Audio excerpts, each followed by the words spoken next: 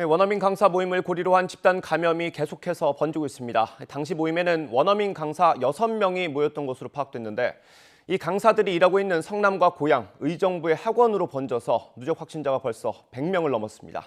현장에 저희 취재기자가 나가 있습니다. 김다영 기자.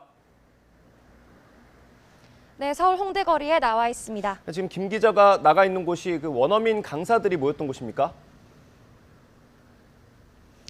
네, 원어민 강사 6명이 이곳 홍대거리 주점에서 모임을 가진 건 지난 19일이었습니다. 이후 6명 모두 확진됐고 이들이 일하는 경기도 내 학원으로까지 감염이 번졌는데요. 경기도는 어제 하루 22명이 추가 확진돼서 지금까지 누적 확진자는 109명으로 집계됐다고 밝혔습니다. 모임 일주일 만에 누적 확진자가 100명을 넘어선 겁니다.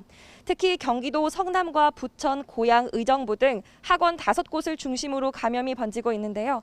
이 가운데 첫 확진자가 나왔던 경기도 성남 어학원 관련 누적 확진자는 지금까지 최소 35명이고 고양시 어학원 관련은 26명입니다.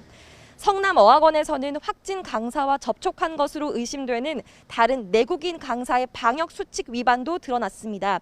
이 강사는 진단 검사를 받으라는 방역 당국의 통보에도 검사를 받지 않은 채 개인 일정을 소화하고 학원 측에는 음성 판정을 받았다고 거짓말을 했던 것으로 조사됐습니다.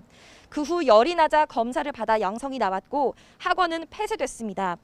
이후 원생 등 100여 명이 뒤늦게 검사를 받게 됐는데요. 성남시는 고발을 검토하고 있습니다. 학원 5곳의 확진 원생은 모두 미취학 아동과 초등학교 저학년 학생들입니다. 경기도 교육청은 학교로 감염이 번질 수 있는 만큼 학교 5곳의 수업을 원격으로 전환했습니다. 확진 추이에 따라 원격 수업 전환 학교를 더욱 늘린다는 방침입니다. 또 도내 원어민 강사 3천여 명에 대해 PCR 검사를 권고했는데요. 방역당국은 어학원 집단 감염의 델타 변이 가능성을 분석하고 또 5명 이상 홍대에서 모임을 가진 강사들이 사적 모임 제한 조치를 위반했는지 면밀하게 검토하고 있습니다. 지금까지 서울 홍대거리에서 YTN 김다연입니다.